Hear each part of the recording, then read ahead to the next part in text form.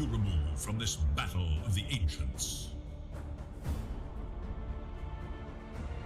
5 seconds remain.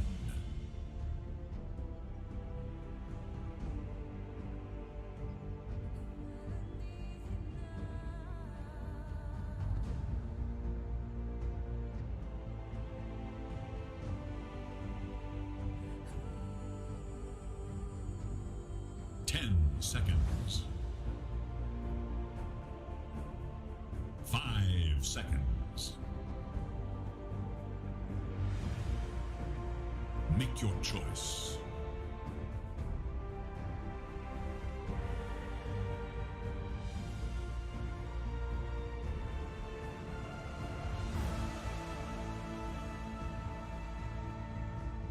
Seconds remain. 5 seconds remain. Your team must pick. One small moment becomes the hinge of fate.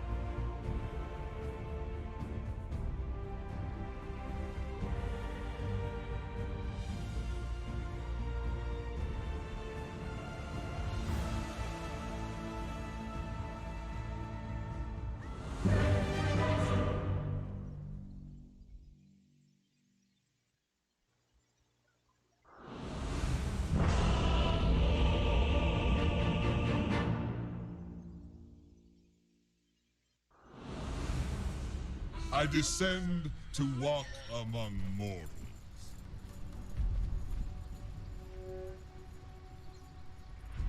Prepare yourselves for the main event. Onward. To battle.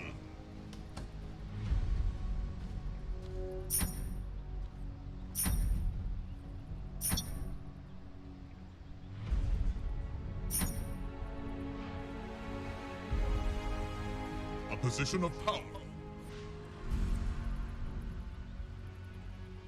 Your prayer answered. This one's in the bag.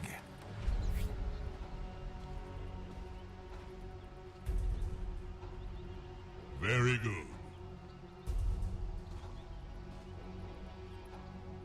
Just 30 seconds now. Sound advice. Yes.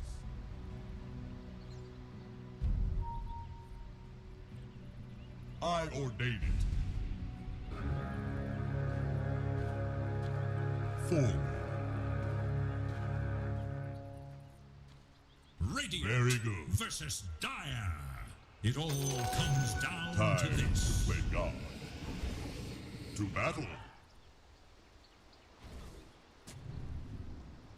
A position of power. Forward. I ordain it.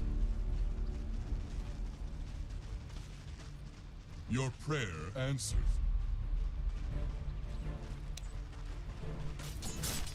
Yes.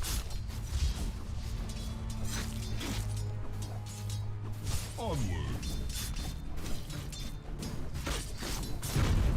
Sound advice.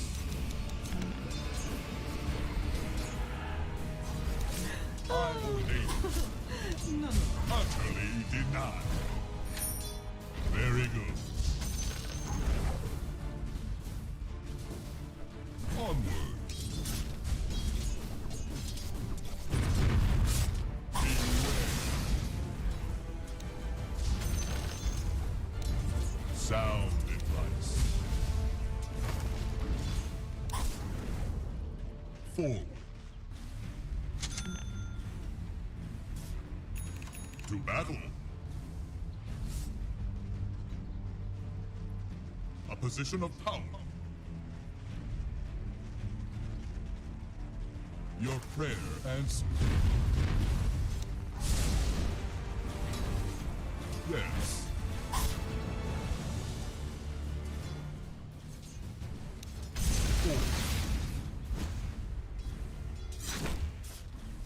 I ordain it.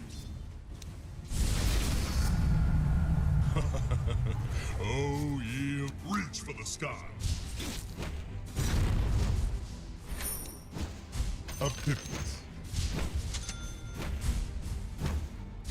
Your prayer answered. A position of power. Onward. Heaven help you.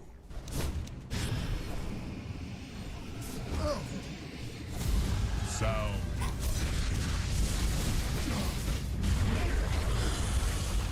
Very good. Good God, man.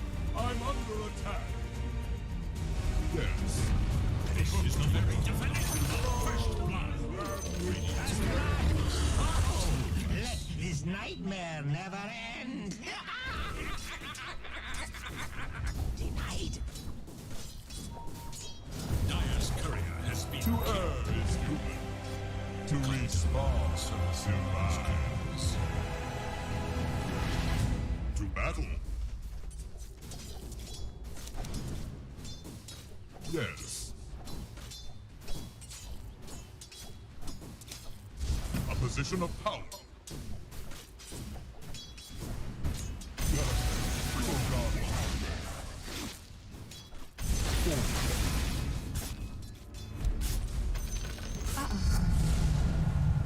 Onward.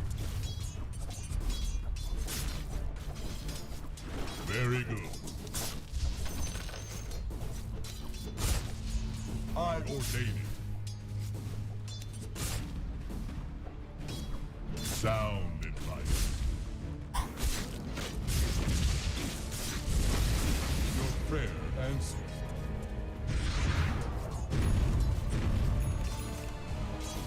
To battle. Yes. God giving you peace. I ordain it.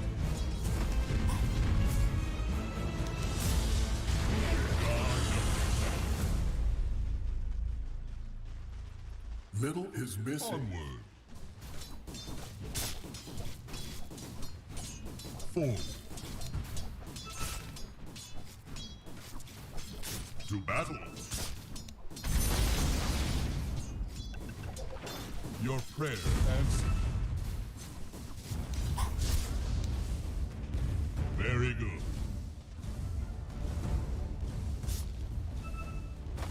A position of power. Sound advice. A position of power.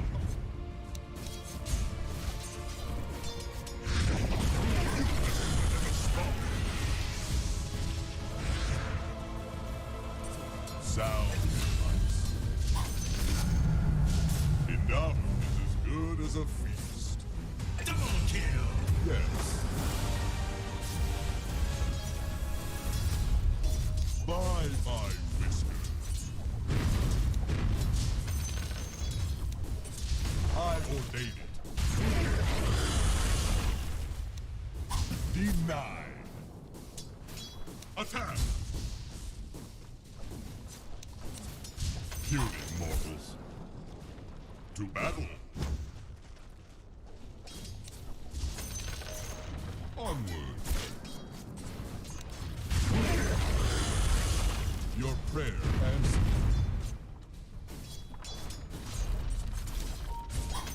Middle is missing.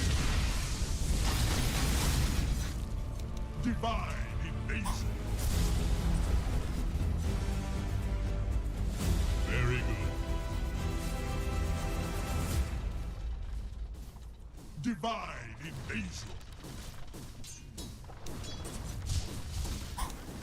To battle. I ordain it. Dire's courier has been killed. Good God, man. I'm under attack. Middle is missing. Sound advice.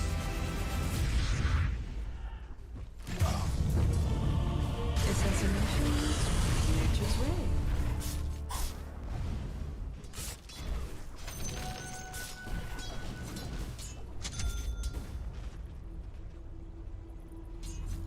The enemy attacks your middle tower. That which protects also requires So protection. this. I really ought to do something about it. A position of power. Forward.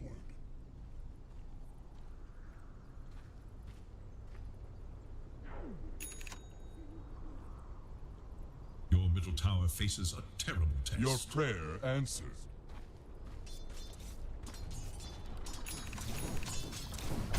Attacks your middle tower. A divine infusion. Very good. Yes. Onward.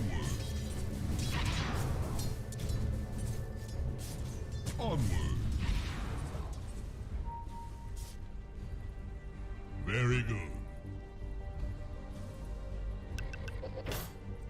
To battle. Attack! I ordain it. Position of power. Sound and light. Gods, old friends, go easy.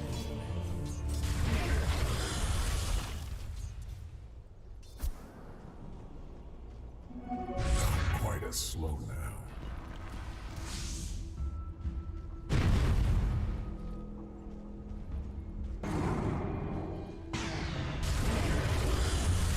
Faces a terrible test. God's gift to the world. Now you must decide what comes next. Killing spree.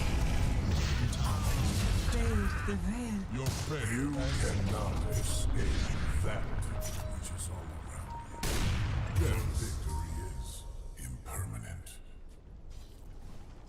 Onward. God give you the win. Your prayer answered. I ordain it. Forward. To battle.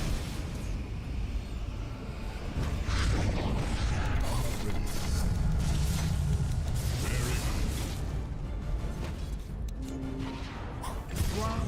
The enemy attacks your middle tower. I felt the That tower ripples of stood your birth. against the rising The tide. consequences were let not with your death. Your middle tower faces a terrible test.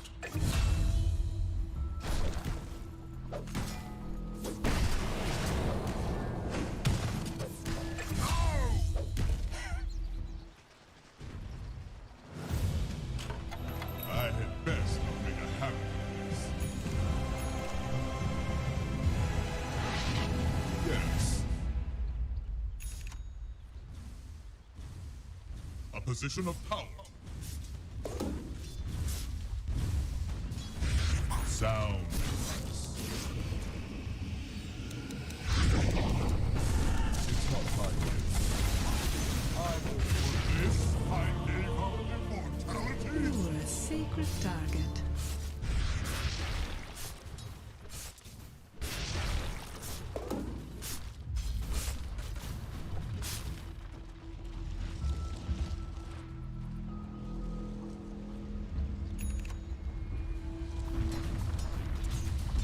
Your bottom tower is under attack. The wait is over. I am here. Very good.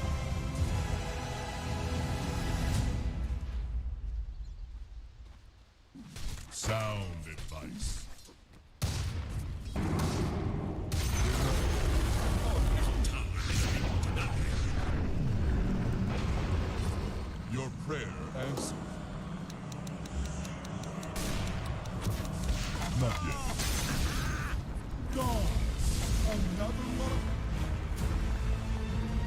To battle.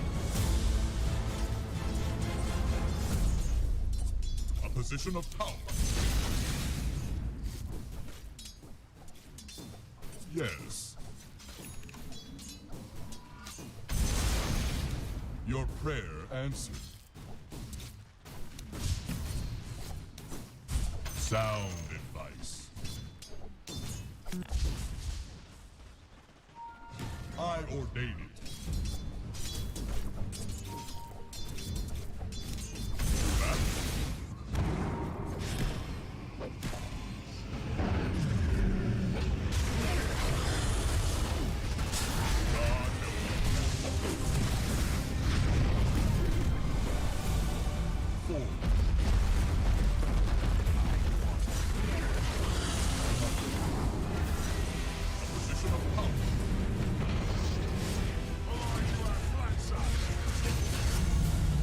The heavens seems very good. Yes. Onward. The enemy Forward. attacks your bottom tower. Onward. I ordain it.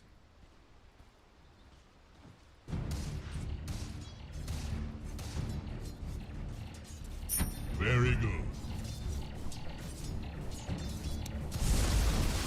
Yes.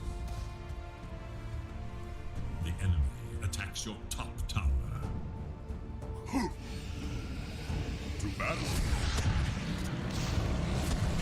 Your top tower is Go under attack.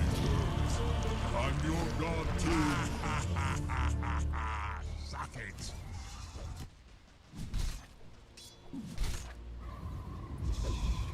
Look to your top tower.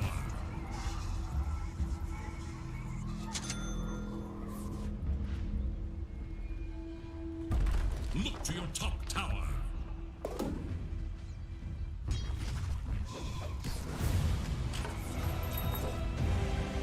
Your top tower is under attack.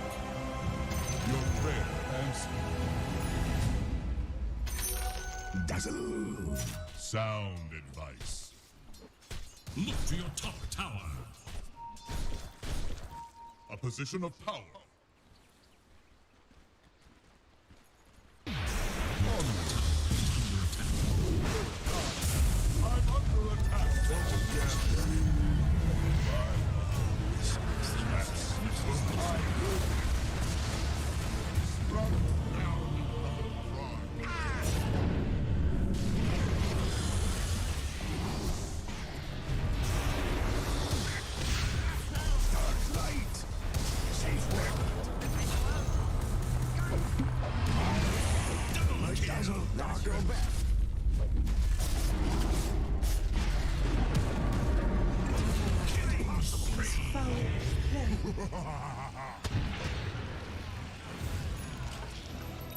Your prayer answered.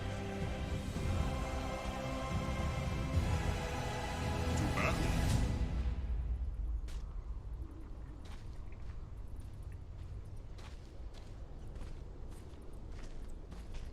A position of power. Sound advice. Bounty.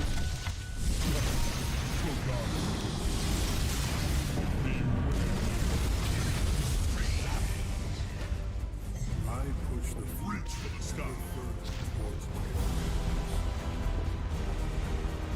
Forward. The enemy Yes. attacks your bottom tower. Very good.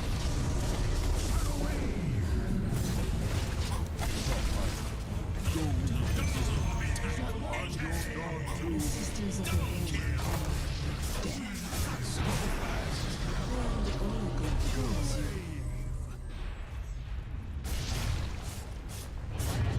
Down dark road, Titan. It's a flash.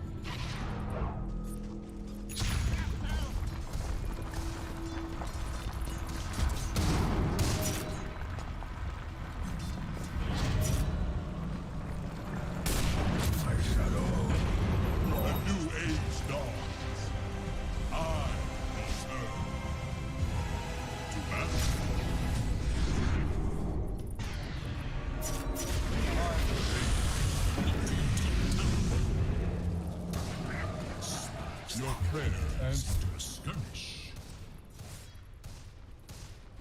A position of power. Your top tower is under attack. Sound advice. Dire have fortifications against attack. Look to your top tower. Yes.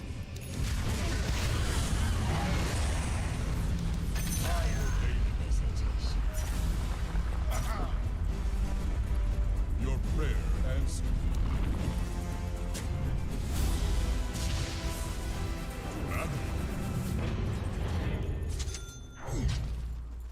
Your top tower is under attack.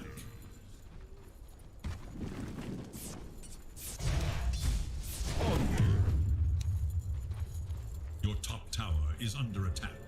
A position of power. Advantage. Very good.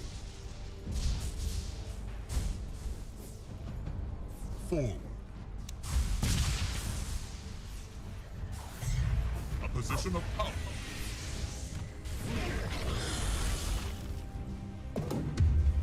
Very good. Yes.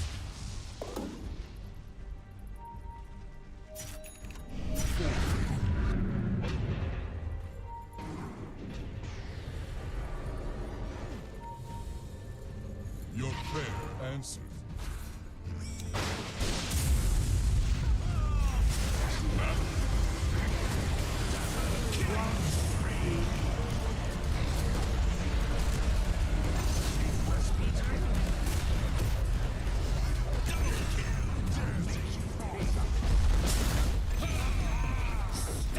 Cause meets my effect.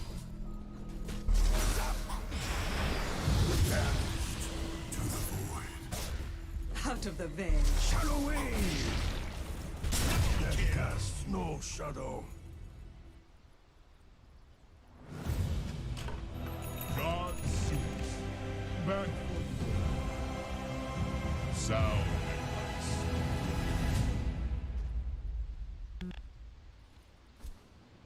I ordain it. Your top tower is under attack. Yes. Your top tower is under attack. Your prayer answered. Run. Your top tower has fallen.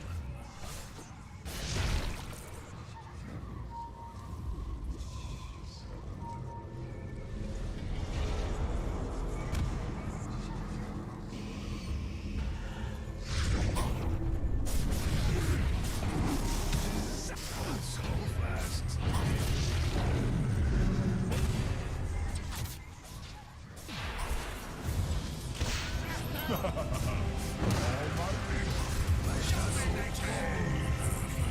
A position of power. You not see beyond the phantom veil. A legend Very good. interrupted. Forward. Onward. Your top tower is under attack. Guard after that. Sound advice. Your middle tower is under You attack. wish you were never spawned.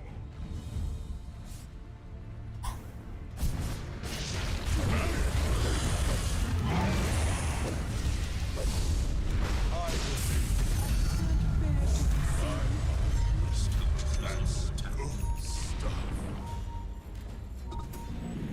Sound advice. Tower is under attack. Your prayer answered. Very good.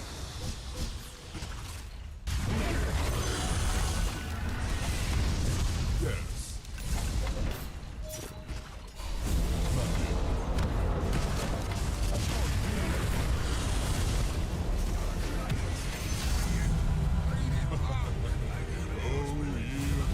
Tower is under attack. Where will the line be drawn? A position of power. I ordain it. To battle.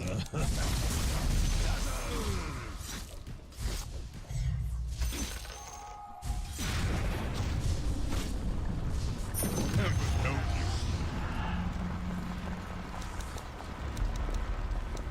Very good. Yes. To battle.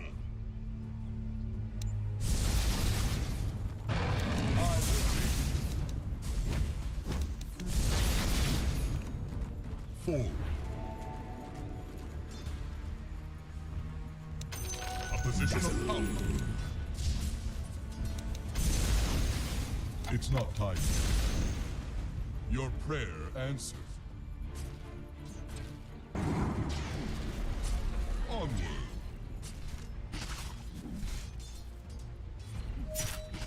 Sound advice. Your prayer answered.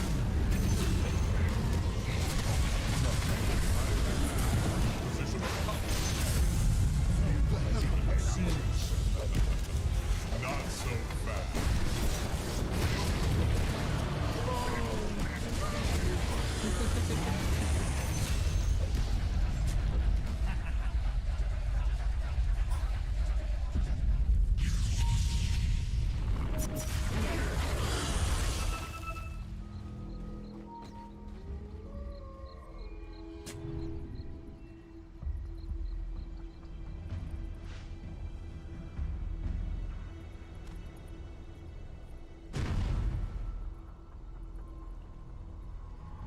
Radiant structures are fortified.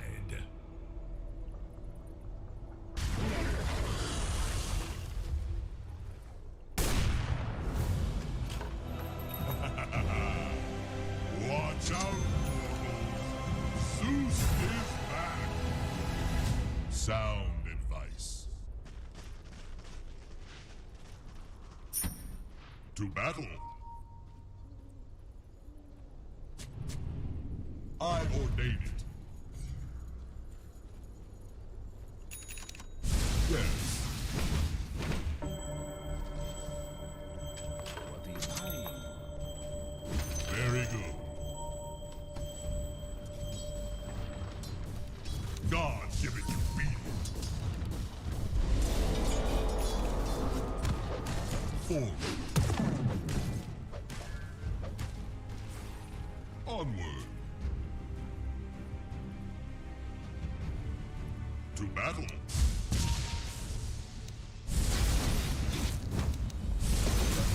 A tribute. Sound advice.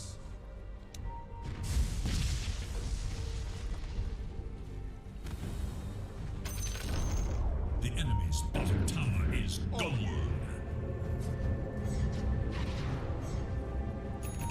Position of power. I ordain it.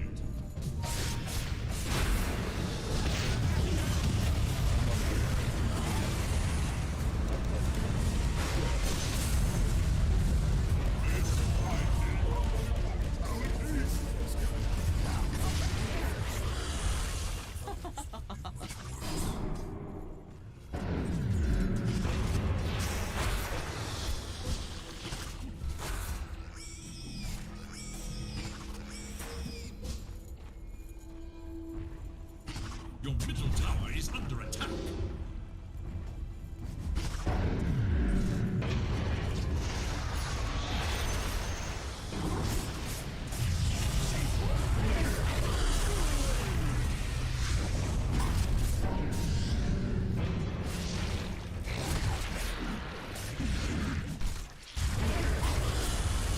Forward. Top tower is under attack. Watch out, mortals. Zeus is back. Your prayer answered. Your middle tower is under attack. Very good. Your middle tower is under attack.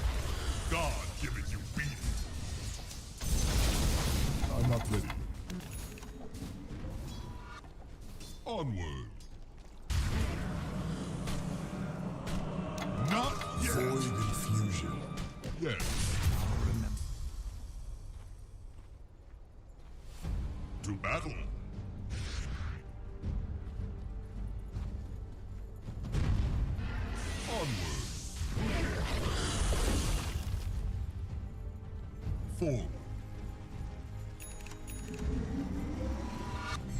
Your prayer answered. I ordain.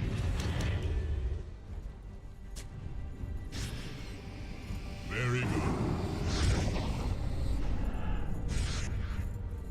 Sound advice. To battle.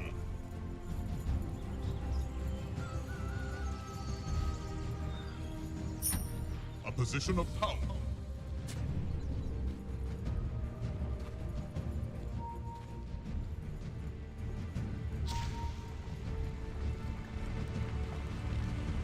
Yes.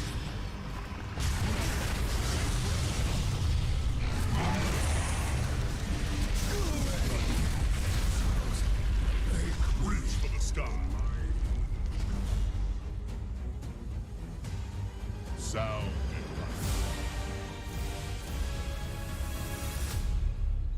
I ordain it. Very good.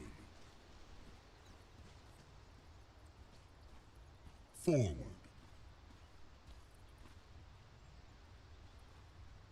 Your prayer answered. Is under attack. Forward. It's not time yet. A position of power. Is under attack. Preordained. Battle tower has fallen. Yes.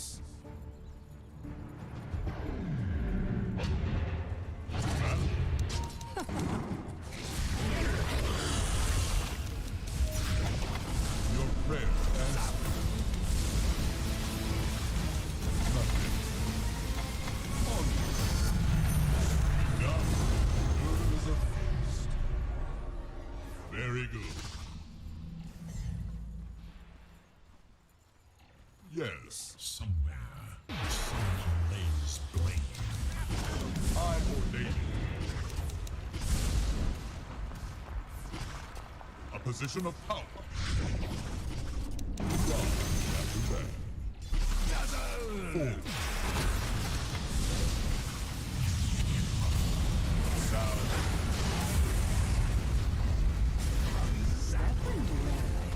Very good. It's not gone. God, gift. Double kill.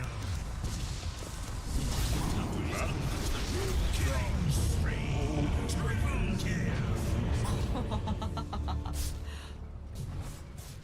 Double attack.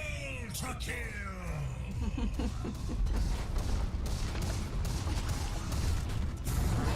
Tower is under attack. Middle tower has fallen. It will be the next to fall. Your middle barracks has fallen. Your middle barracks are under attack. Your middle barracks has fallen. Your middle tower is under attack.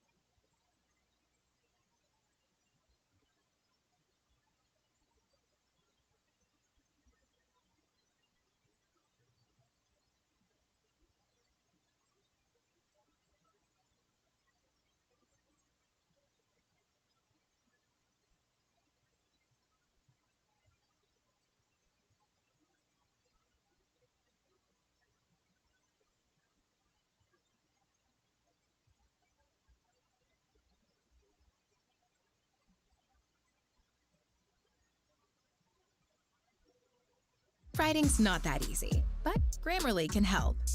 This sentence is grammatically correct, but it's wordy and hard to read. It undermines the writer's message, and the word choice is bland. Grammarly's cutting-edge technology helps you craft compelling, understandable writing that makes an impact on your reader. Much better. Are you ready to give it a try? Installation is simple and free. Visit Grammarly.com today.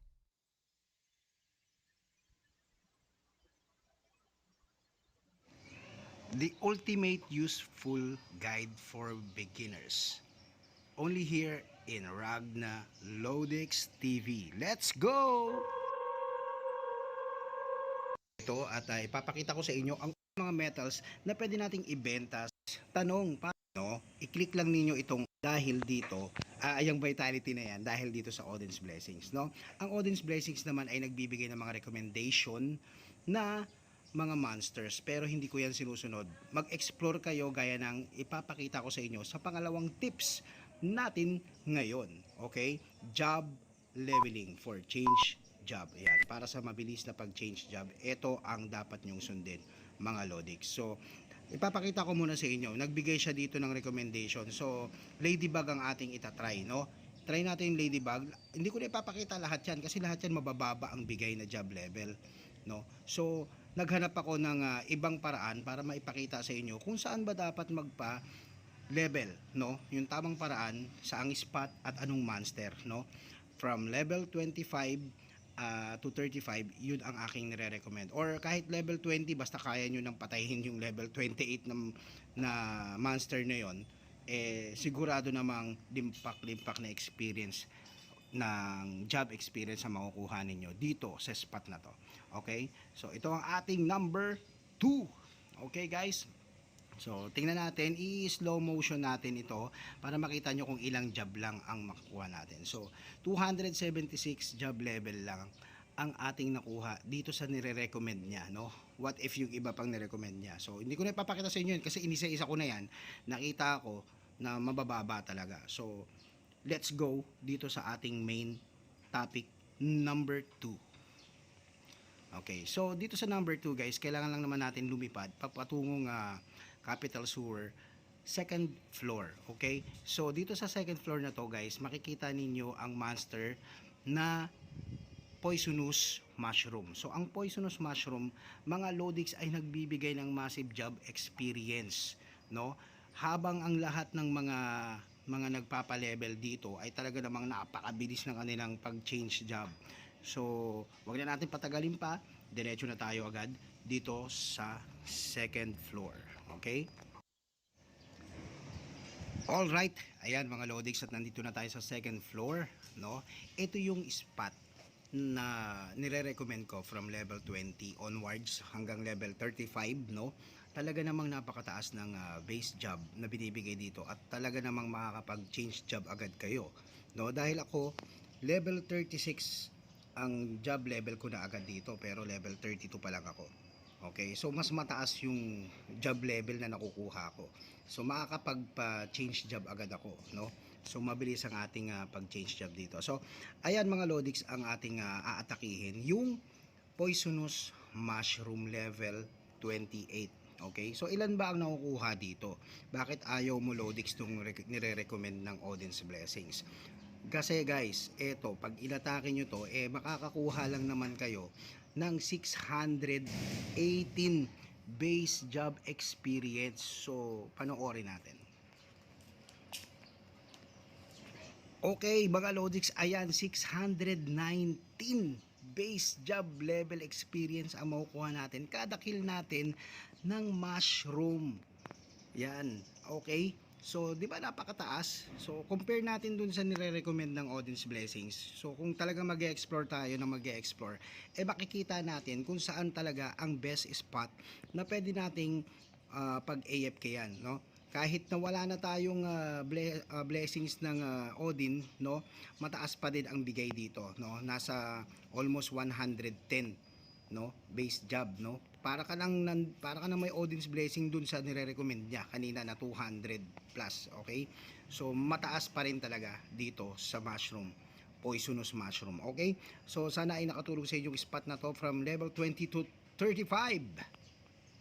Ayan, mga Lodix, meron tayo ditong Glory Pass doon na i-explain ko na yan last time, no? Yung Glory Pass na yan, mga Lodix, mabibili nyo ng libre kapag lagi kayo nagmimina, okay? Kasi kapag nagmimina kayo, mga Lodix, napaka-in-demand ng mga metal core. So pag nabenta nyo yung metal core, sobrang tataas ng presyo niya ito. So saglit lang makakabili na kayo niyan. Makabenta lang kayo ng mga 4 na metal core, sigurado naman na meron na kayong Glory Pass. Okay? So ito naman ang ating next tip para sa inyo. Pangatlong tips number 3. Okay mga Lodix, ayan para sa lahat ng mga beginners dyan. Pakinggan ninyo ito at panoorin ninyo. Okay? Ang vitality mga Lodix ay sobrang importante dito sa game na to. Ano? Saan nga ba ginagamit ang vitality? Ginagamit ang vitality sa pag-gardening, fishing, at saka mining. At isa pa mga Lodix, ang tatlong yan ang nagpapayaman sa lahat ng mga karakter natin. Bakit? Kasi dito tayo kumikita ng crystals. Okay? Crystals ang pinaka number 1 na currency ng game na to. Okay? For example, ako nag-put up ako ng 4 na metal core. Nakaipon ako metal core, no? Bawat isang metal core, guys, kung i-check ninyo sa exchange, ang presyo ng metal core ay 2,000 to 3,000 crystals. So kung meron na kayong 4 na nabenta, meron na agad kayong 12,000 crystals na pwede ninyong ibili ng Glory Pass. Okay? So sa Glory Pass marami kayong makukuha. So madali, napakadali lang, no? Dahil maraming mga hardcore player na nagta-top up, kayo naman grind lang kayo ng grind, mina lang tayo ng mina. So yan ang isa sa pinaka-importanting gagawin natin dito. Ngayon, paano pag naubos na yung vitality natin, di ba?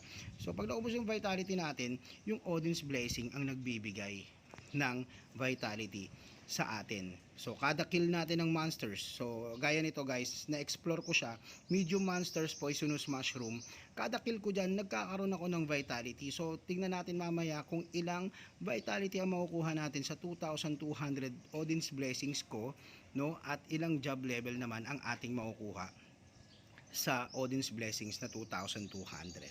Okay? So let's go! So ayan mga Lodix, at natapos tayo ng 1 o'clock, no? Hindi ko lang napansin pero I think mga 1:20 natapos to. And nagkaroon tayo ng 2,000 plus na vitality using 2,200 Odin's Blessings. At ngayon ay nakita ninyo na level 38 na, nadagdagan tayo ng 2 job level dito sa spot na to. Okay? So mabilis lang talaga siya. So 1 hour, no? So sa loob ng isang oras, sabihin na natin isang oras kalahati, meron na tayong job level 2, no? 2 na agad na nadagdag sa atin, no? Level, at nadagdagan na rin tayo ng level 32 tayo. Ngayon level 33 na tayo sa experience natin, and then job level 38. So hindi masama, 'di ba? Hindi masama ang spot na nire-recommend ko sa inyo. Okay? So hanggang level 35 tayo dito, and then hahanap ako ng susunod nating spot na magbibigay ng mas mataas pang job level. At siguro yung may magandang card na idadrop, kasi para para complete package na siya, 'di ba, mga Lodix? Okay? So yung vitality natin naka-ready na para sa ating gardening, fishing, at saka mining. Okay? So, let's grind together mga Lodix hanggang sa muli. At kung hindi ka pa naka-subscribe sa aking channel, pakipindot na lang ang subscribe, pati ang ating maliit na kampana dyan mga kapatid. Okay? Maraming salamat po. God bless to all of you.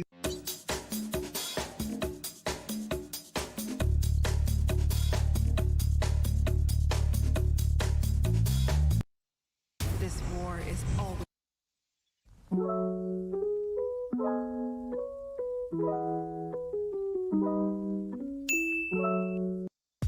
Hello guys, today I will discuss how to reach job level 50 fast.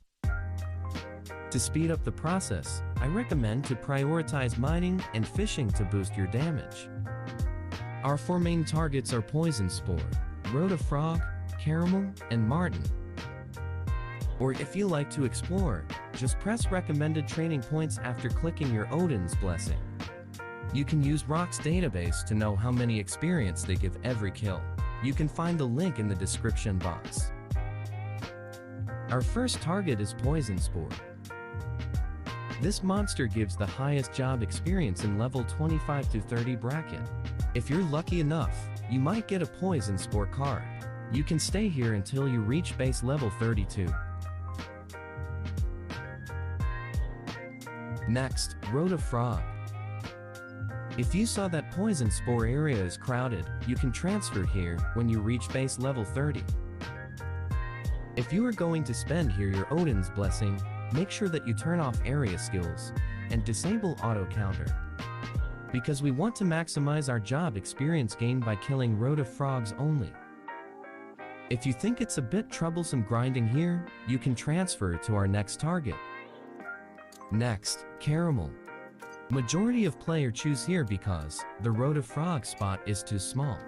Caramel card can boost your magic damage. You can stay here until job level 50 and proceed to your job advancement. Or if you think the area become crowded, then you can transfer to our last target. Our last target is Martin. You can transfer here once you reach base level 34. Martin card also boosts your magic damage. Once you successfully transfer to your second job, you can still stay here until base.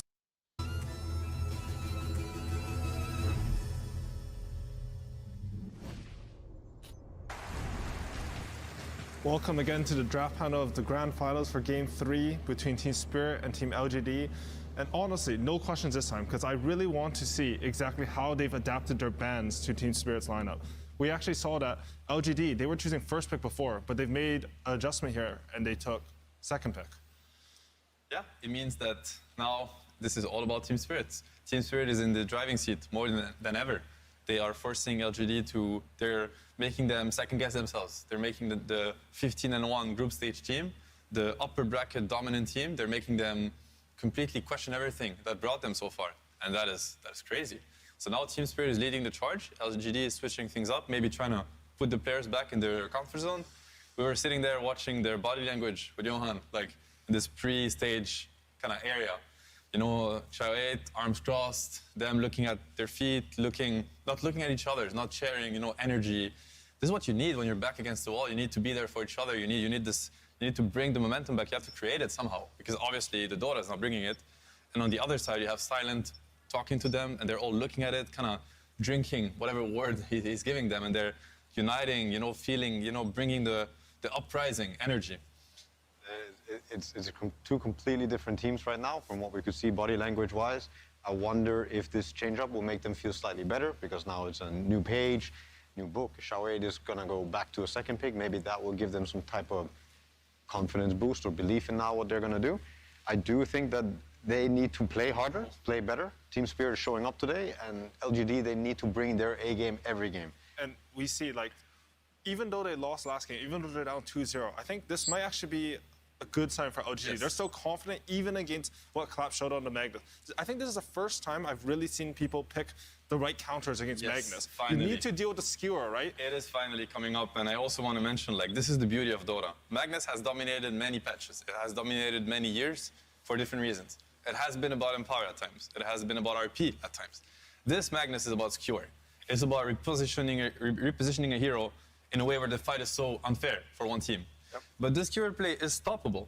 It's stoppable by Rubik Lift, probably one of the best tools in the game. Yule Scepter, you know, Lion Hack, like Force Staff. There are ways to stop this skewer from happening. This Magnus doesn't buy BKB early in the game. He's playing with Force Staff, either lens, like, and you have to stop it. And I love the confidence from LGD in a way. You know, maybe Chao 8, maybe somebody in that booth is telling them, hey, I know this Magnus looks strong, it looks unbeatable, it is beatable. Stop this skewer play.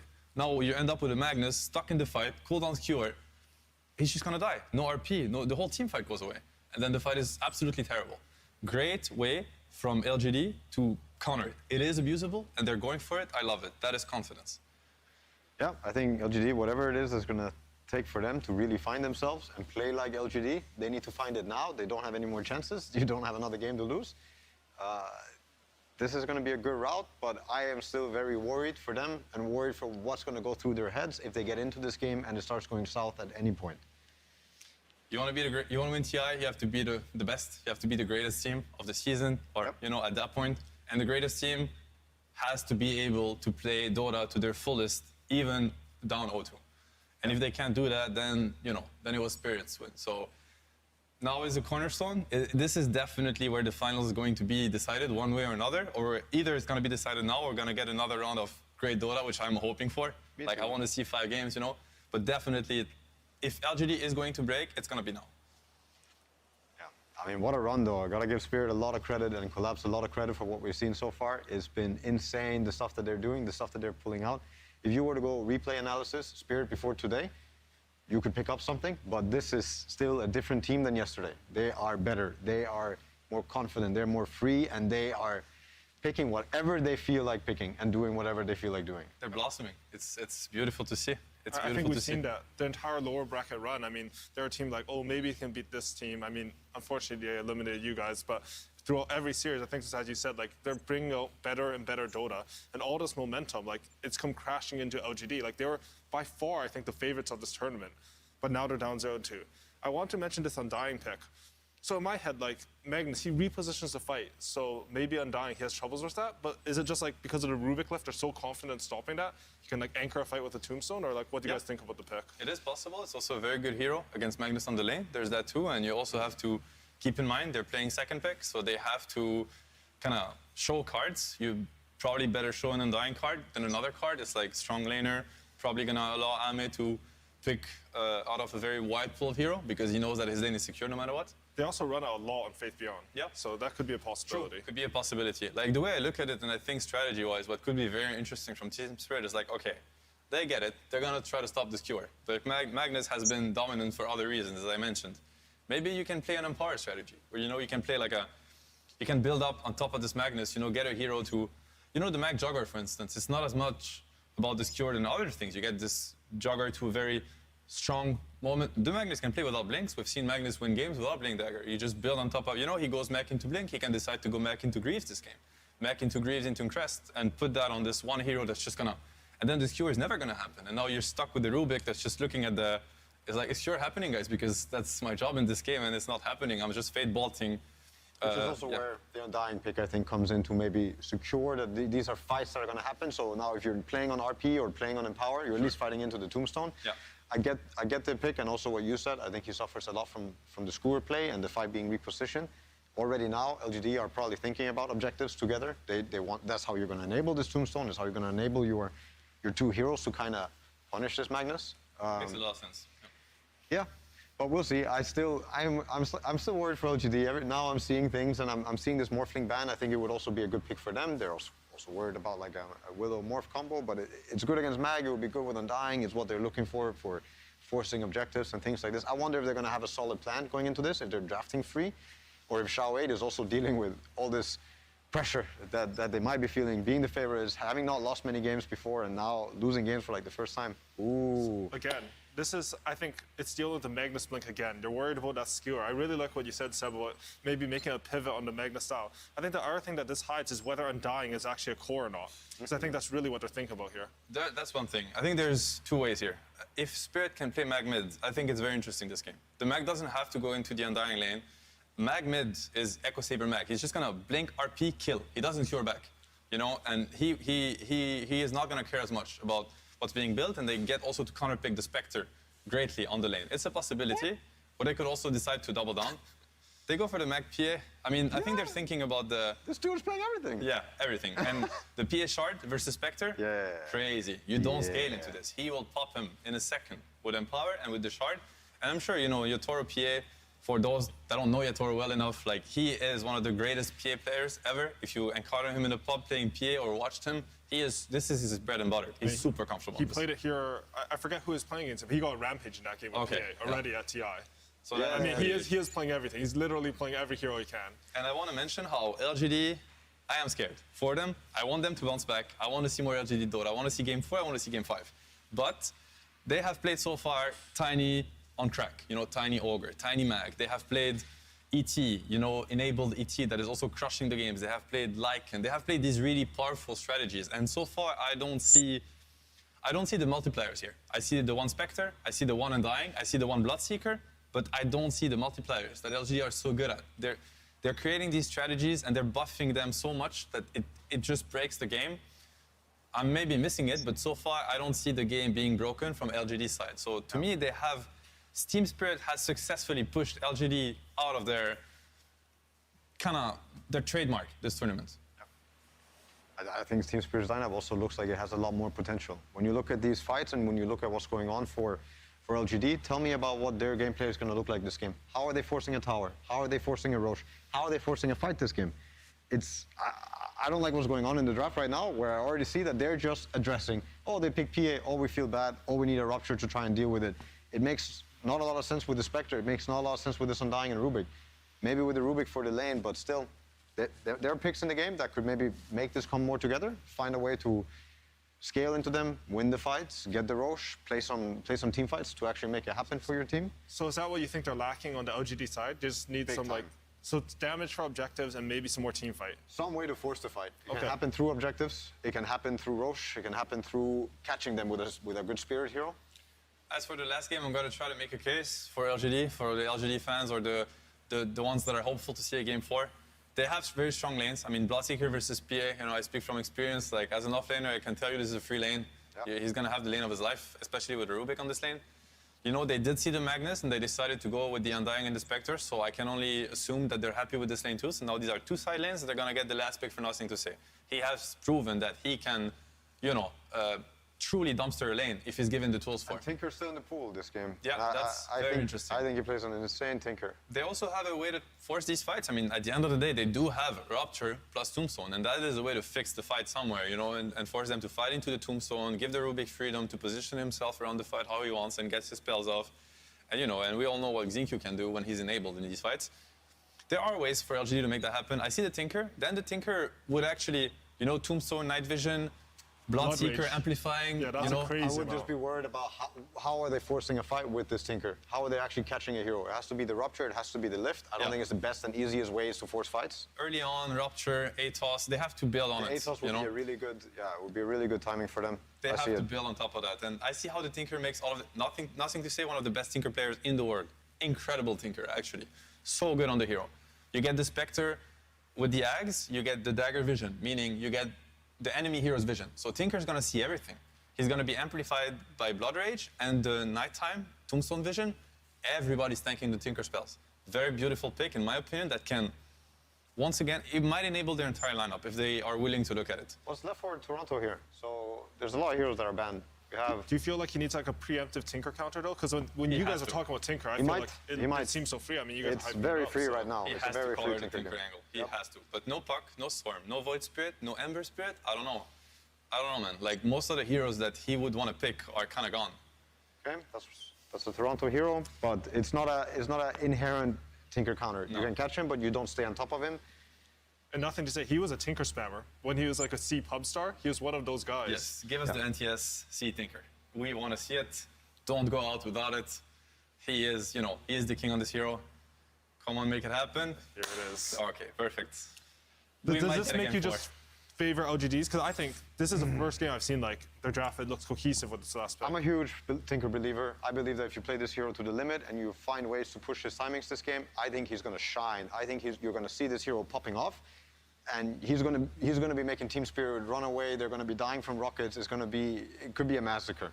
It always has the potential. This hero is so strong this patch, and yeah, one of the best Tinker players. I hope to see fireworks. Yeah, regardless of what I want to see win TI, I want the game 4 at this point. So for this game, I'm all in LGD. I want them to take it. I want to see more Spirit. I want to see more LGD. I want to see more Dota, man. That's all I care about. I want to see more Dota too, but I would be very happy to see Team Spirit win. I think these guys have shown the world some incredible games, and the beauty of the game and the beauty of these heroes and what you can actually make happen. So either way, I'll be happy for Team Spirit, but boy, I want to see more games too.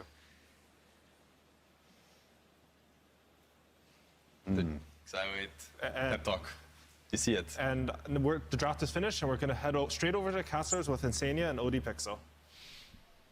Thank you very much, Yowie. Welcome back, ladies and gentlemen, to Game 3 now of the Grand Finals. PSG LGD against Team Spirit. Team Spirit up at the moment, 2-0. 1 game away from potentially taking that championship spot. Insania, we heard from the panel there during the draft. They were they predicted it perfectly, this Tinker pick, and they were excited to see it. Could this be what allows PSG LGD to maybe turn the tides and get the momentum back under their grasps in this series? As a gamer, you know how frustrating it can be when you experience a slow or inconsistent game connection. Fluctuations in game speed or lag most frequently occur due to your internet connection. You just can't compete. When you play an online game, your data travels across a large public data highway, where you're subjected to terrible detours, bad routers, and congested traffic.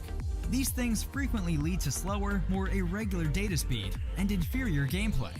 However, there is a solution. What the Fast is a gamer's private network, built exclusively for gamers and their game data.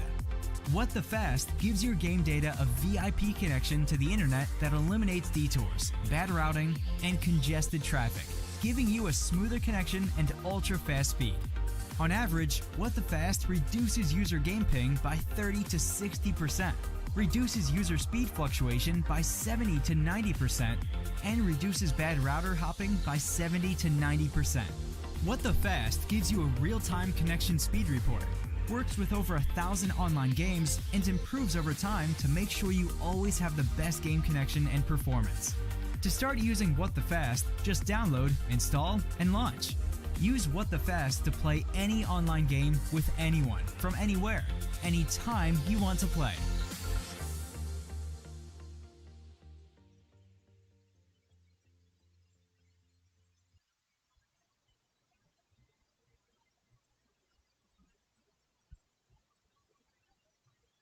Get it while it's back. KFC Double Down.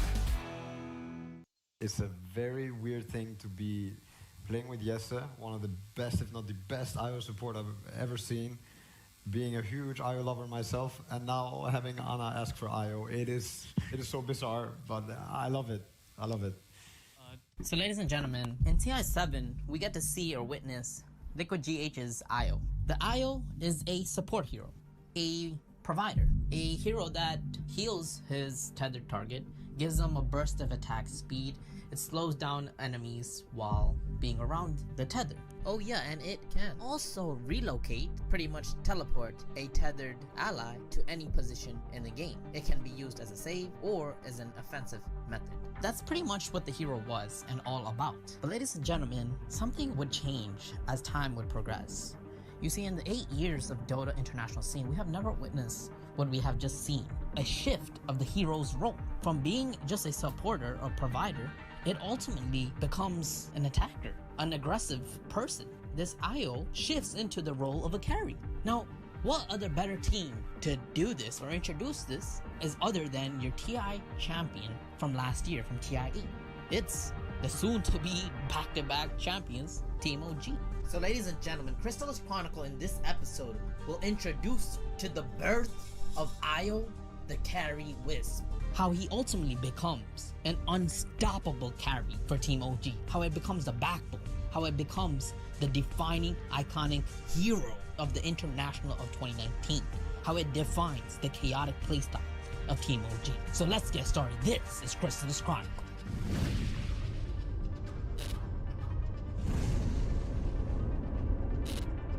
So right from the beginning, let's just imagine you win the International of 2018 and you're forced to play more Dota. But you being OG Anna, you want to take a break. You have no motivation anymore. You just won the biggest tournament of your sport. Why else should you play anymore? What is your reasoning? So what you do is that you take a vacation. You go back home to Australia, away from your TI champion friends, away from everyone else. You go home to your family and friends. Now, Anna, being the clever young boy that he is, he decides to play some Dota with his 3K MMR friends.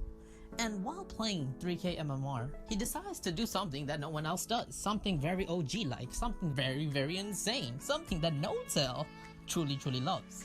He decides to make IO carry a strategy. He decides to have his team, his 3K MMR pub friends, try this hero. And Lord behold, surprisingly, it starts to work. Anna playing IO as a carry works. It takes over the game. It wins in a way that's unimaginable. Now, the story goes on. In fact, NoTel spoke to Anna and said, hey, what do you have been working on? And Anna says, hey, I like this hero as a core. I like it as my pick. I want to pick this as a position 1 player. Ladies and gentlemen, take 1 minute and think about it. this is a moment where we have to think. A support hero that won TI7, a support hero that always provided help for its tethered target. From the 8 years before this moment, it was a support. So what is going on? It's a very weird thing to be playing with Jesse, one of the best, if not the best IO support I've ever seen. Being a huge IO lover myself, and now having Anna ask for IO, it is so bizarre, but I love it. I love it. In this interview, we noticed something very special. You notice the smile, of course, that comes from Notel, but you also see his true belief in Ana and his IO carry strategy. He has total belief in him. If that's what you want to play, if that's the style you want to play, we, Team OG, your friends, we will stand tall right by you. We have the utmost faith in you. And guess what Ana does? He performs. He not only performs, he shows love back. You see, in the next interview question, they ask, Ana, you are a god. You are known as a god of all gods. And also, there's fans right now calling you the god of Dota. How do you feel about that?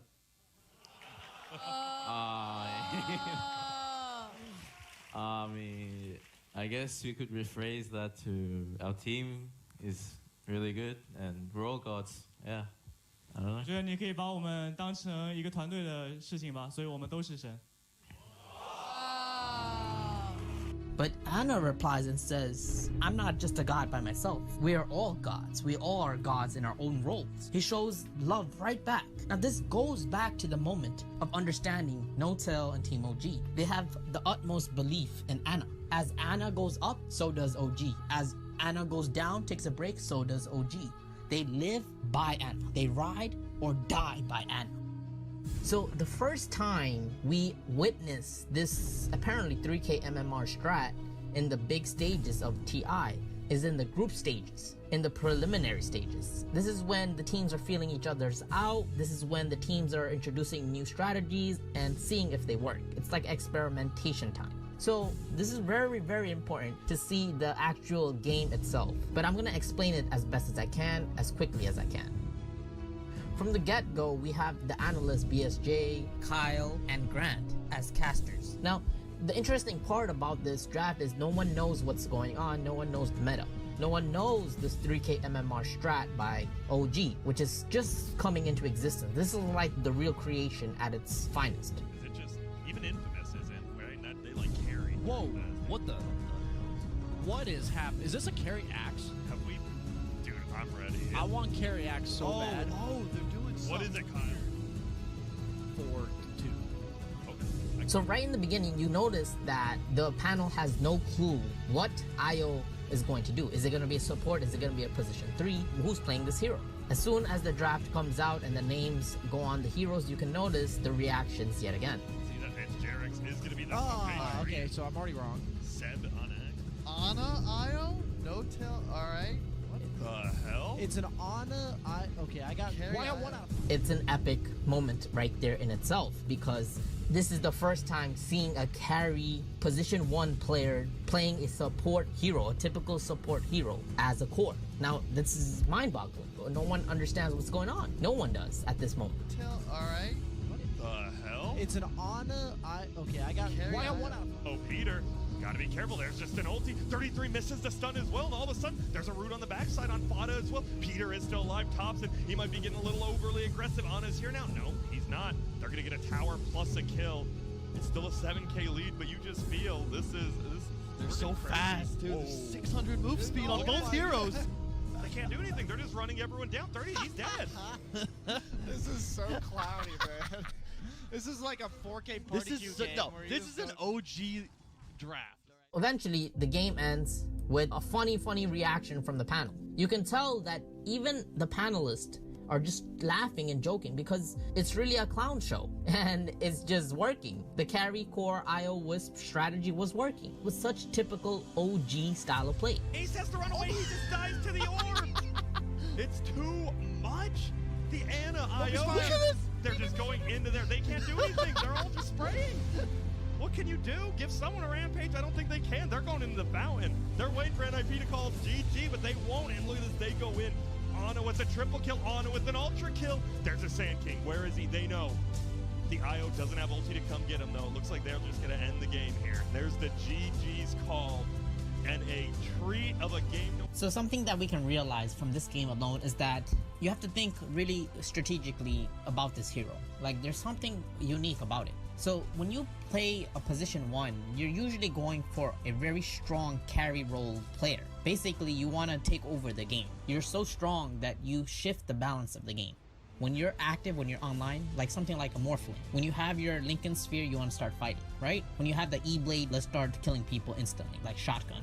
But the way the carry IO works, it's very unique. It's very special. It's different.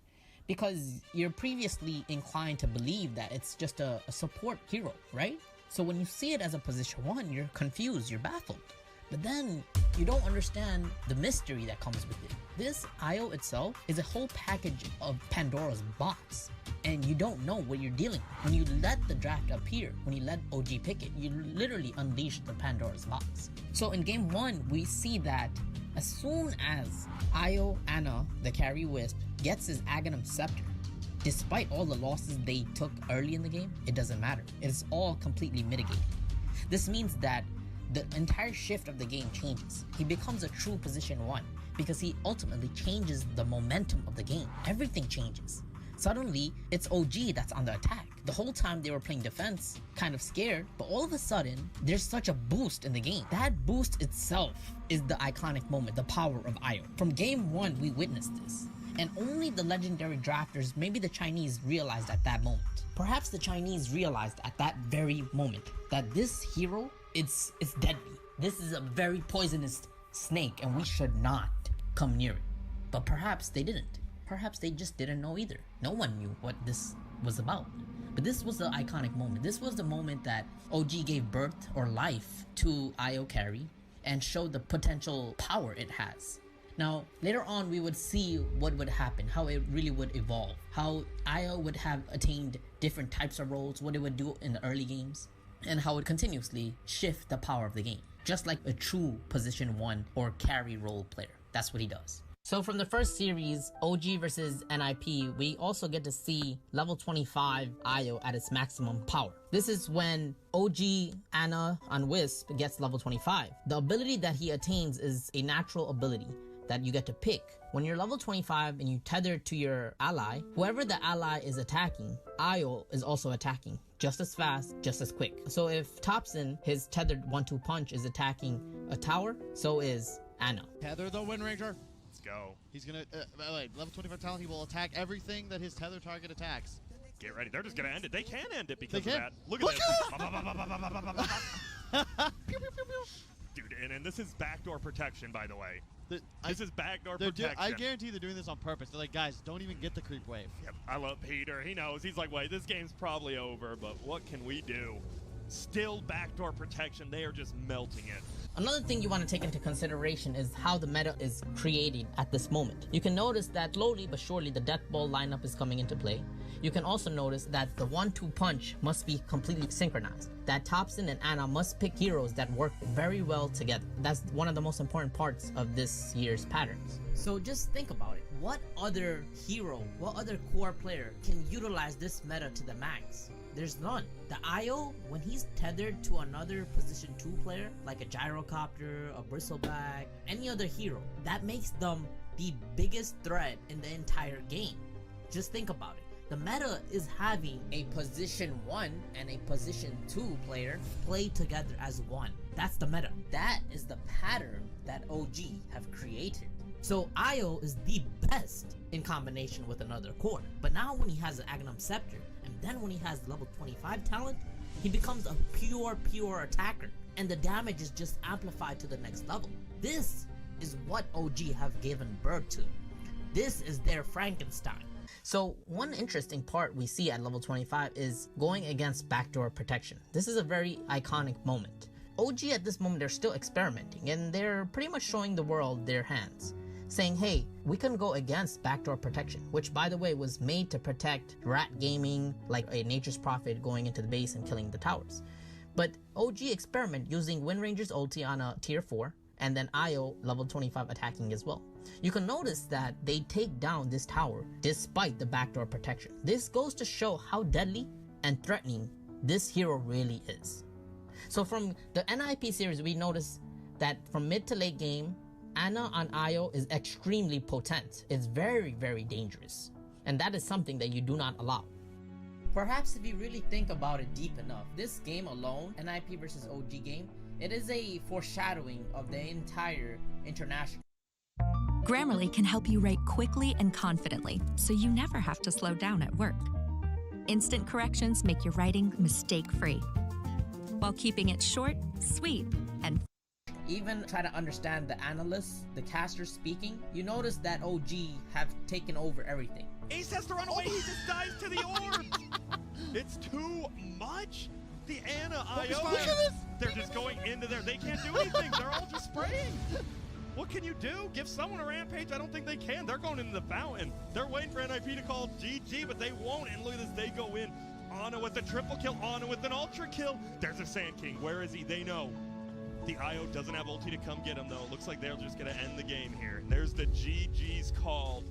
And a treat of a game. The casters have no clue what they're doing. The world has no clue what they're doing. But yet we're in awe. We're just starstruck. We're looking at what they do, what they're inventing, how they're implementing their own Frankenstein into Dota, and how they eventually break Dota open. Team OG have taken over everything just based on this one game alone if you really look deep enough. Even later on, Chrysalis will look at Team Newbie versus OG when IO comes out again, and the final game. We will look at it a little later. But this episode, it just looks at the backbone, the beginning, the birth of Carry, the IO, Wisp. I hope you guys enjoyed the story. Make sure you hit that red subscribe button for more epic content just like this. Right, it's really great. And can you tell us why you're so good? And yeah. Why am I so good? What is it? I don't really know why. I just play. And also, there's fans right now calling you the god of Dota. How do you feel about that?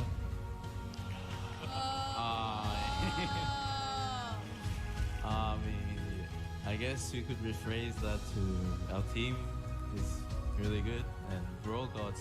Yeah. I don't know. 我觉得你可以把我们当成一个团队的事情吧，所以我们都是神。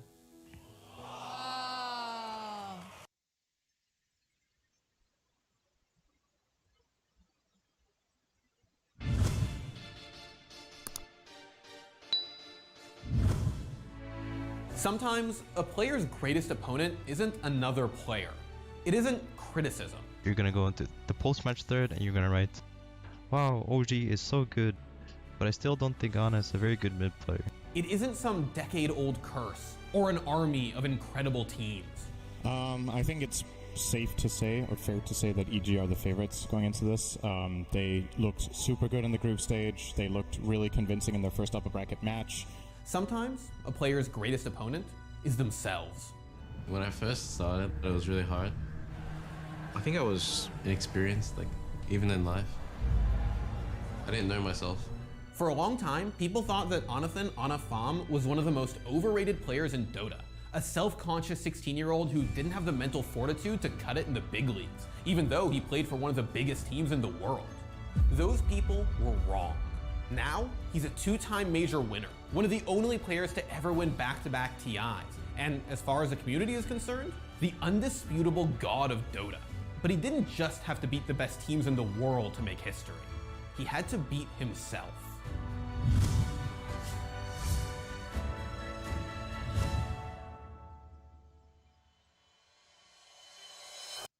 You have 10 minutes to finish your research. You rush into searching on Google, then you find a title that sounds credible. You enter the page and start reading with all your attention. By the time you read through the entire thing, you realize the content actually has nothing to do with the title. Ugh!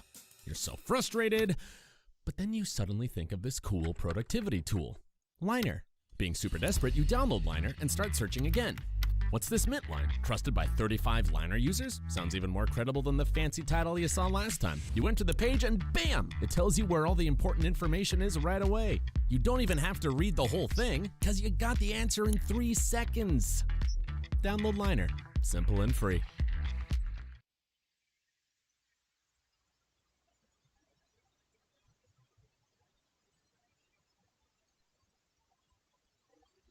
She is the to the hopeless, defeating her enemies with an aquatic grace.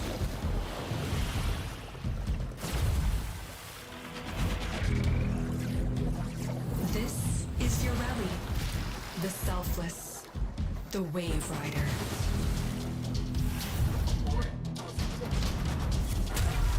Sea Snares sets a deceptively friendly trap for unsuspecting enemies, holding them in place while dealing increasing damage over time. If enemies are already within range when Yoreli sets her snare, the bubbles will hone in on her prey.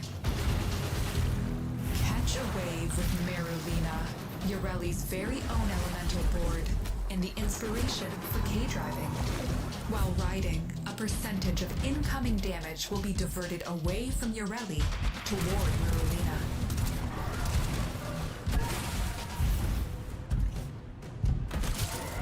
Aqua Blades emits high-speed protective cyclones around Yoreli. Enemies that foolishly attempt to break through this barrier become staggered and take damage. It's the current that'll get you, Tenno. Riptide conjures a captivating jet of water that draws in her enemies, ragdolling and holding them in place. Upon deactivation, enemies are launched outward, taking increasingly lethal damage based on the amount of enemies caught within.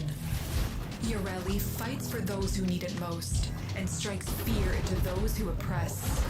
Do you dream of water, Tenno?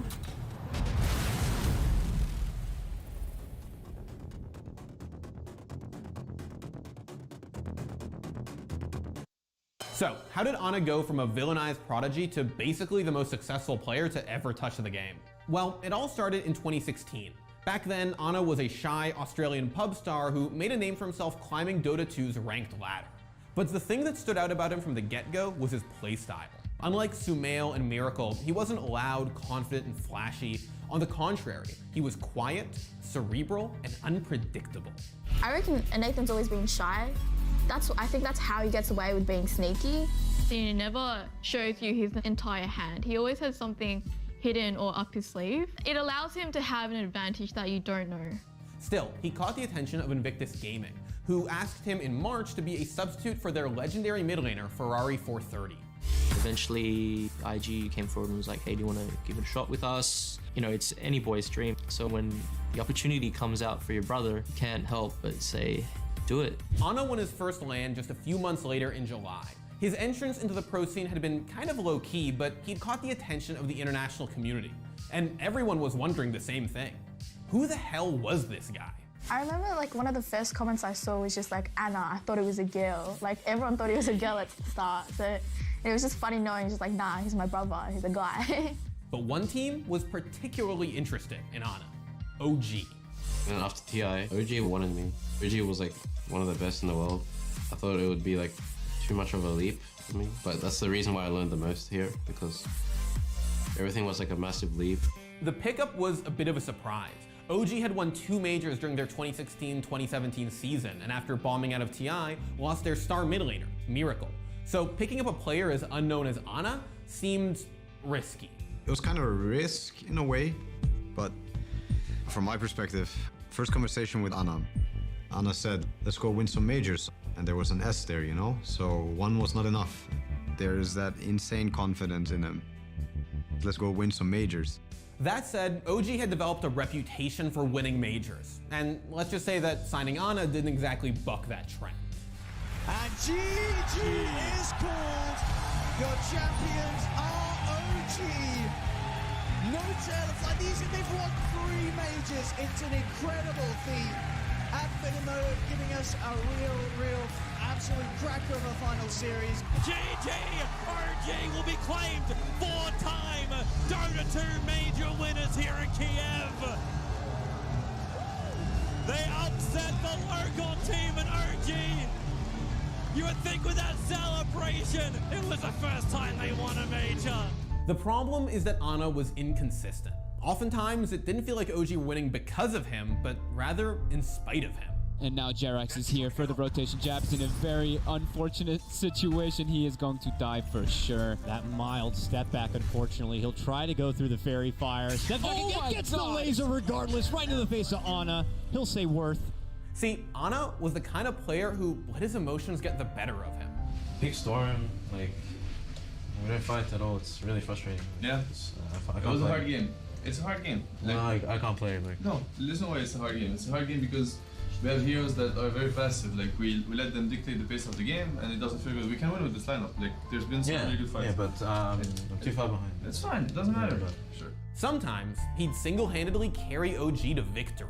TF major for Ana, it showed like what kind of a player he is. It's committed, and Ana feels it's the opportunity. He doesn't really think of the things that can go bad. He thinks about what he can do, and then he goes for it. No hesitation. I'm just gonna run in and fuck with him. That is the best way to play it. And Ana, he had it inside him. Other times, he spelled disaster for the team. And then, at TI7, it all came crashing down. After an insane season, OG placed 7th, 8th at a tournament they were supposed to win.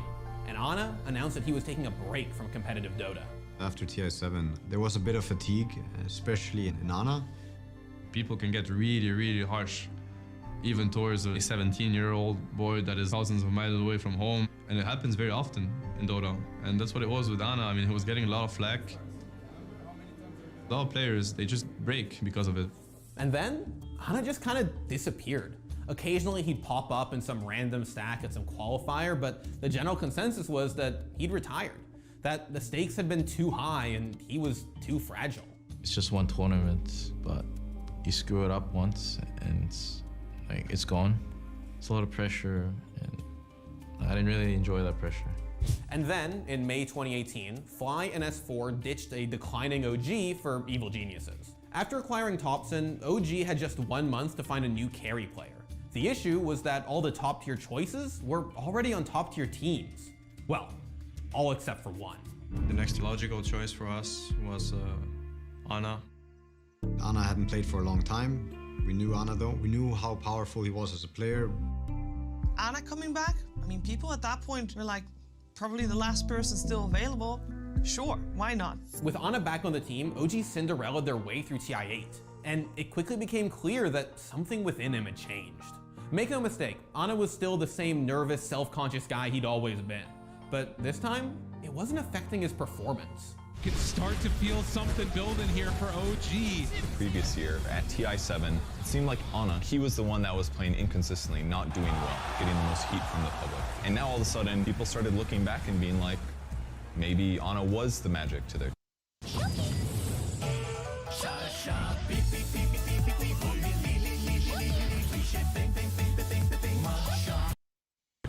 In a meta where carry players were struggling to perform, Ana didn't just excel. He played out of his fucking mind. These saves are just so crazy how good Can't believe they didn't go down. BKB even went off too, so it ticks down to 9 seconds now, but these saves just back and forth, be it from the cold embraces, even the curse to protect him in some situations. That right there, the overgrowth. Look at Ana. It looks like he's just dead in this situation over and over again. As you said, the combination, the living armor, saving him for those first few rainbows coming in from Chalice, and then the cold embrace. They just couldn't kill him off. They're confident, knowing Seb can sit there on the high ground, ready with the counterplay. Arme getting sprouted. Chalice looks to make a play, jumps in, immediately going for it with the lasso. Has he got the control to get the damage out? He can. That's going to be Ana dead, but Ana bites back straight away. Arme moving in with the BKB. Roshan's still alive throughout this all. They've lost Thompson. The slide, the change, the remnant across. They'll get the kill onto Chalice, but now Ana's in the middle of it all. Uses himself up the flame guard, ticking F1 down like the sign of fish. The RP, Seb, he's got the control onto Arme. As OG, they fight 3. They look towards Somnus, surrounding him in the pit. Somnus, he'll go down as well. The buyback from Ana, securing the fight here for OG. Oh, the RP's just on the tip, pulls him in, but it's not enough to buy time to kill him. As Arme, there with the turnaround, past the Sunder onto Ana. Ana's able to remnant out to the side. Chalice hiding in the trees. Thompson starting to throw out the lightning as Arme. Chalice backing away. Skewer forward from Seb as he clears out the trees. Chalice still with a Firefly, getting himself away. Will jump himself away from the Nimbus. Backs himself up. X-Nova's got to be careful. He's incredibly low. They're looking to set up with the Tyrant. Arme has been sprouted. The stolen Fisher for Jarex. Out onto Arme, but then finds it with the slam. Is it enough? No, it's not. LGD, they've lost 2 yet again, but they have managed to find 2 in return. Anna's still alive. The Flame Guard keeping it fight again. The Sleight of Fist cuts down a second double kill for Anna. Chalice surrounded by 7 Anna here in the trees as OG get the team wipe. 2 months after rejoining OG, Ana was seen as a huge part of the craziest TI win the Dota world had ever seen. OG.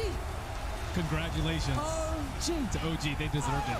They played out of their minds in this entire tournament. They didn't follow anyone else's strategy. Maybe that was a stepping stone. They just played their own game, and it was miraculous. But the journey had been long, tiresome, and stressful. And just as quickly as he'd arrived, he was gone. I mean, when I first talked to Anna, it was early 2017, I believe, and the first sentence, or like the last sentence before he joined the team, was let's win some majors and a TI, and it was kind of what was missing. So hired. It was like he said it, he did it, and now he's out. Yeah, that's it. Job's done. Yeah, that's all you asked for. Yes. Over the next few months, OG tried out carry player after carry player, but none of them stuck. And they went back to being that same uninspired roster they were before their fated win at TI. And then, in March, OG announced that Ana was back on the active roster. The community immediately started memeing that with Ana back in the lineup, the stars had finally aligned for OG to be the first ever repeat TI champion. So why is it that winning 2 TIs has been so difficult thus far? Well, it hasn't been that difficult for us so far. We're not there yet.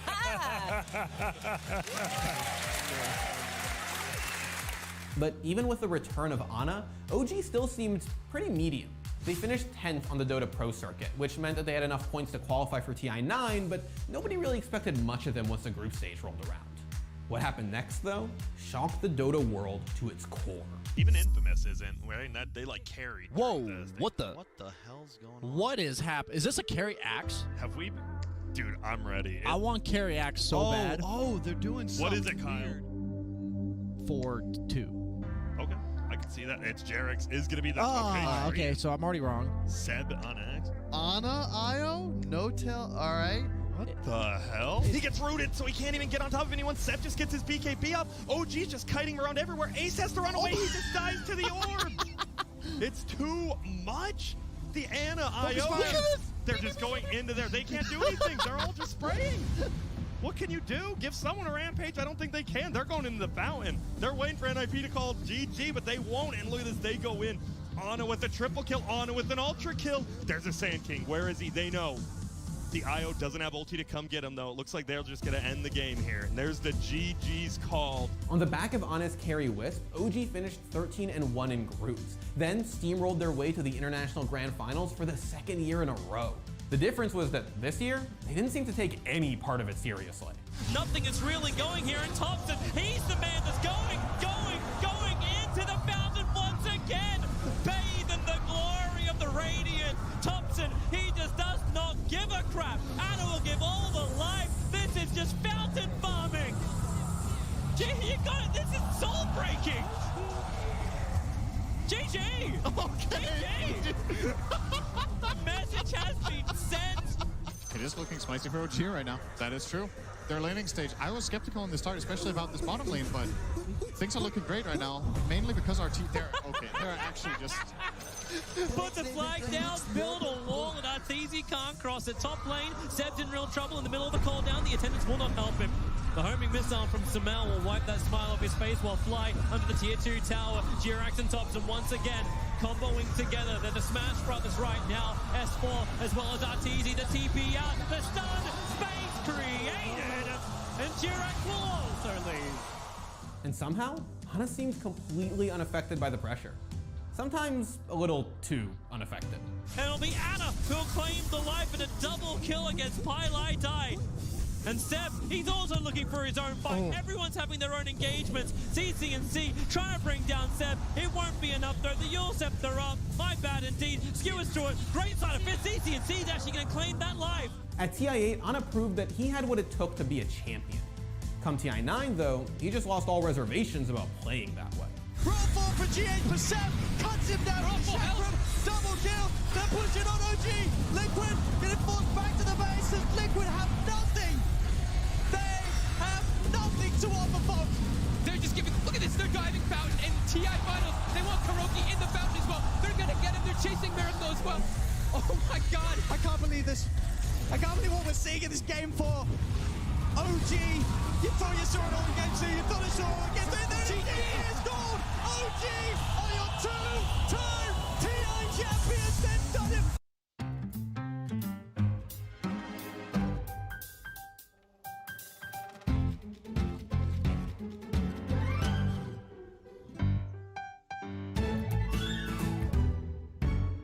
Minsan, kailangan masatisfy ang cravings. Kaya mabuting na may choice para sa healthier alternative. I choose Sunmix Sugar-Free Coffee. Sa sarap nito, satisfied ang cravings ko. Sunmix Sugar-Free Coffee. Guilt-free coffee sarap in every cup. Dakot is here. This Ghostober on Discovery Plus. Every day is hauntingly good. The scariest part would be missing it all. Subscribe now at 129 pesos for the first year. Don't miss out. Despite all the memeing, chat wheeling, and fountain farming, Ana emerged from TI9 as arguably the greatest Dota player ever.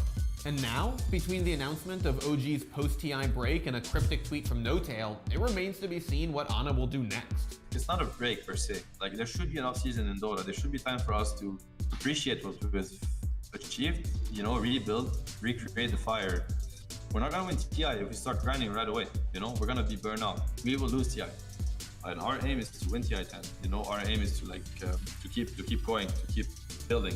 Despite the fact that Ana has been a professional Dota player for just over 3 years, he's only actually played for about a year and a half. In that time, he's won 2 majors, 2 TIs, retired twice, if not 3 times, and accrued just over $6 million in prize winnings. He is, in no uncertain terms, one of the most successful competitors in any esport ever. They did it, and now I'm still scared of them. Yeah. Because I don't think they're going anywhere. Why would you, right? Well, Ana is. He's going to go on vacation Well, for yeah, for a little bit. He'll come back. The dude could take 11 and a half months off, come back a couple of weeks before TI, cruise into the group stages, and they'd be fine. Like, he's a machine. The Chinese community have literally dubbed him the god of Dota. Not the A god or the Ana god. They've placed him above every other player.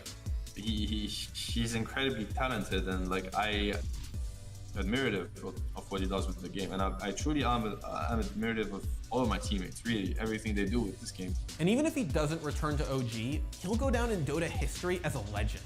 A player who conquered the greatest obstacle of all, himself, to become the best. Of course, if Ana does emerge from the mists of fate and rejoin OG, they'll probably win TI for a 3rd time. At which point, the community will probably start a religion in his name or something. God knows I'd join. Thanks for watching. If you want more content like this, hit the sub button and ring that notification bell. For unique bite-sized videos you won't find anywhere else, hit up our Instagram, Twitter, and Facebook pages.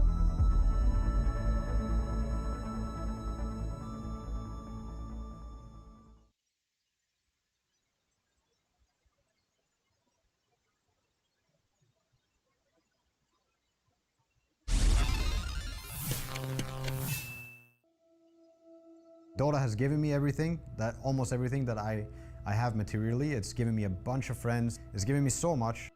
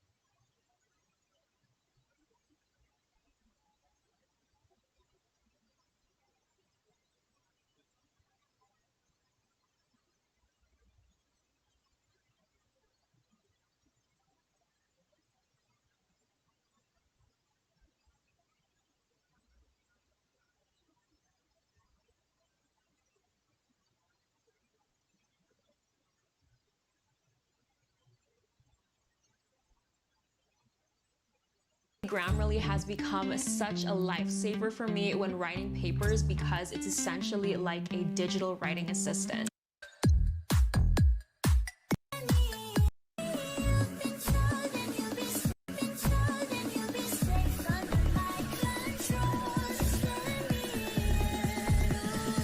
How do I breathe in?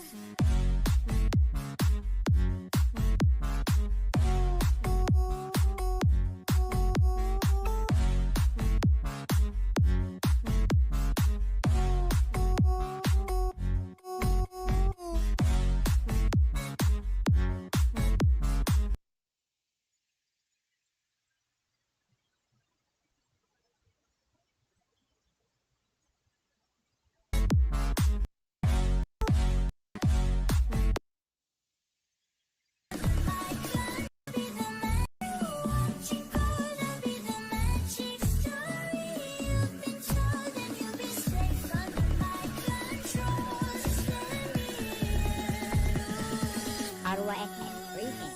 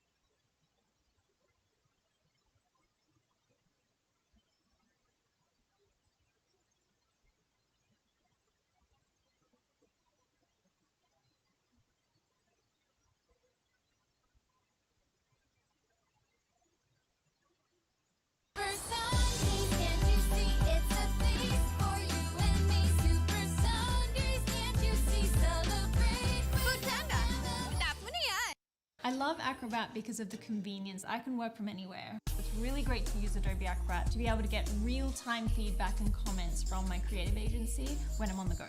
everything is in the one place and it's super professional.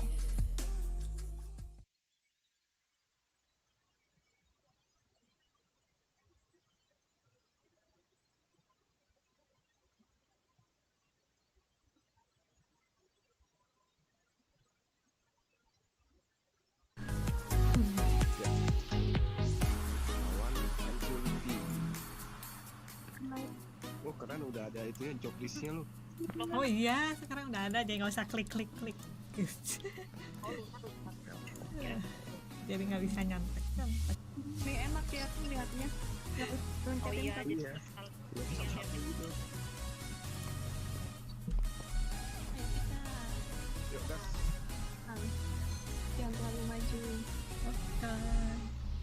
Pecing mana hilang pecing?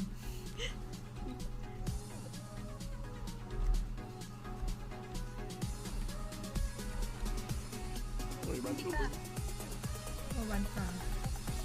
Masuk ke areaku. Oh.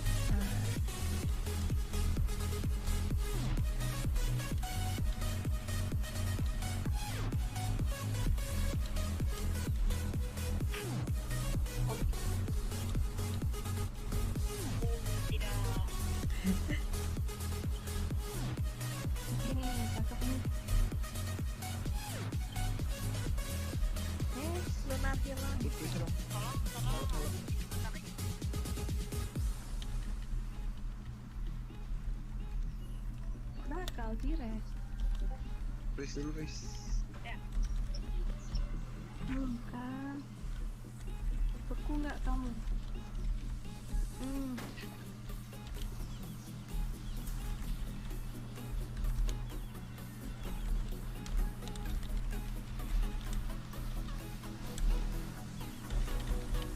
Dikit lagi. Yo, this epic Nice. Gila, Tiffany ya. Bagus. Galak lu, gila. Teman berkat supportnya.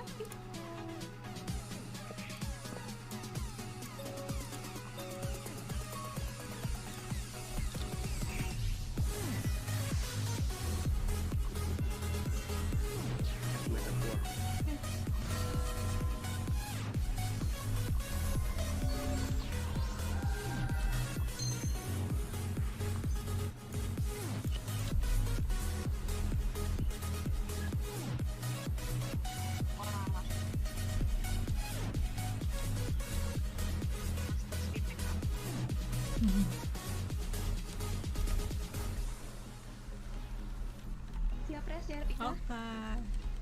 Aku standing ini dulu, sniper dulu deh.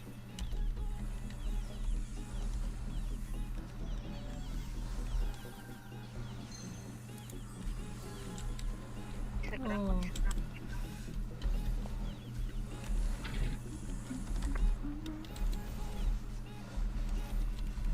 Di sini ya dulu.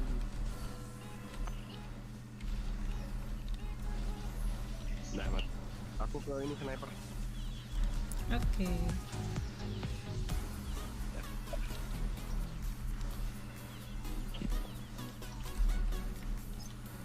Aduh, sorry, koneksi aku lemot benar.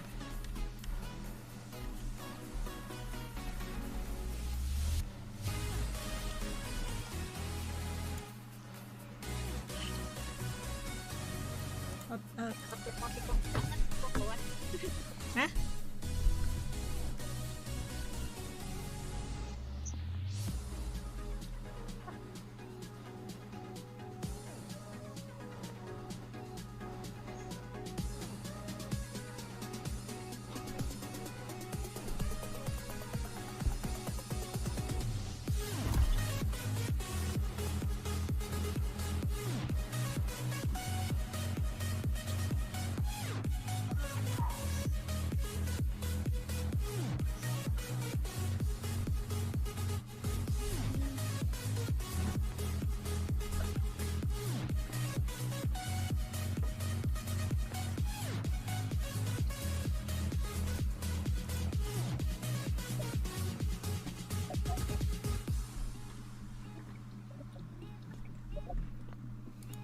mana Sentinel? Mana? Iya. Prisnya 3 Murphy. Ayo. Oh. Snipernya 21.000. Berapa? Prisnya. Prisnya dulu ya. Oke.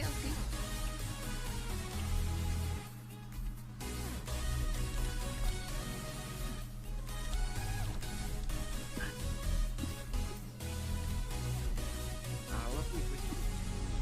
Oh, damage-nya. Bocor. Terus master speednya. Gak bisa kena stun nih.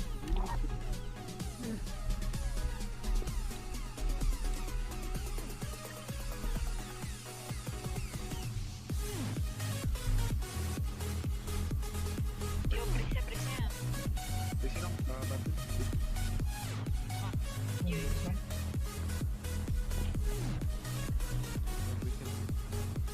Aduh, kenapa ini? Ayo, pris.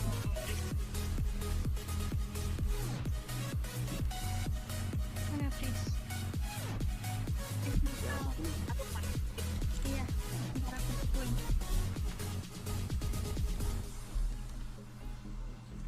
Siapa suruh ke sana? Aduh, apa dimakan slime.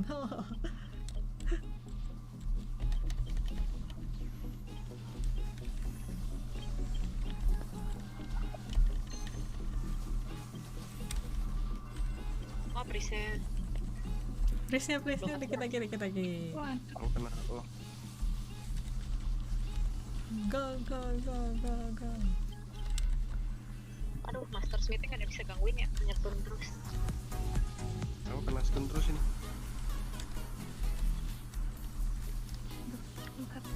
Udah mati Prisnya. Oke. Mantap. Dekade.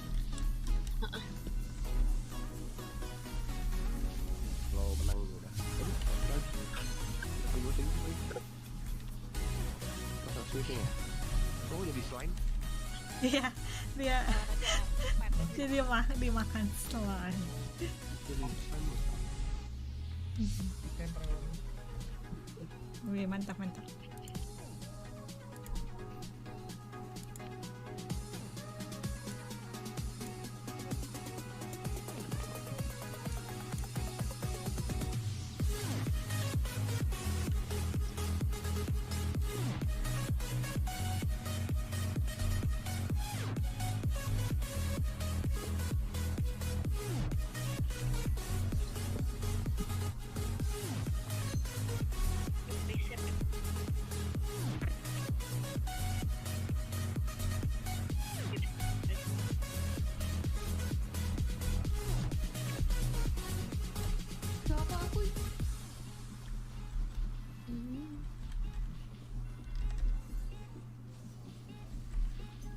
Oke, gue dikejar berapa orang? Gue kena stun terus. Gue dikejar. Ini beku. Ya. Gak bisa gerak. Itu slime pula. Kabur dulu.